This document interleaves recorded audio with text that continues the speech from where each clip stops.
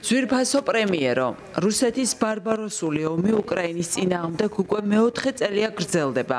ცხადია, პუტინი არ გაჩერდება.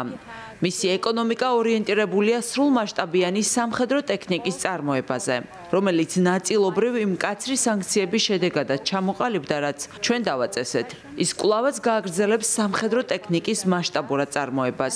ამიტომ, როცა უკრაინის თავდაცვას ვაძლიერებთ, ჩვენ უფრო დიდ პასუხისმგებლობას უნდა ვგრძნობდეთ საკუთარი თავდაცვის მიმართ. ჩვენ ერთად შევქმნით უსაფრთხოების მექანიზმი, რომელიც 150 მილიარდ ევრო შეადგენს ერთობლივი შესყიდვებისთვის და ეს უპრეცედენტო სისწრაფით განხორციელდა. დღეს დიდი სიამოვნებით ვიტყვი, რომ ამ თანხის მობილიზება რეკორდულ დროში მოხერხდა. მადლობა ბულგარეთსაც, რომელმაც მიიღო მონაწილეობა ამ მექანიზმში. ახლა საჭიროა ეს 150 მილიარდი ევრო ერთობლივ შესყიდვებში დავაბანდოთ. როგორც ვთქვი, ძალიან სწრაფად უნდა ვიმოქმედოთ. პუტინი არ შეცვლილა და არ შეიცვლება. ის მტაცებელია, რომელსაც მხოლოდ ძლიერი შეკავებით შეიძლება დაუპირისპირდე. ახლა როცა დაფინანსება გვაქვს, საჭიროა სწრაფი და კოორდინირებული მოქმედება ჩვენი თავდაცვის პოზიციების გასაძლიერებლად.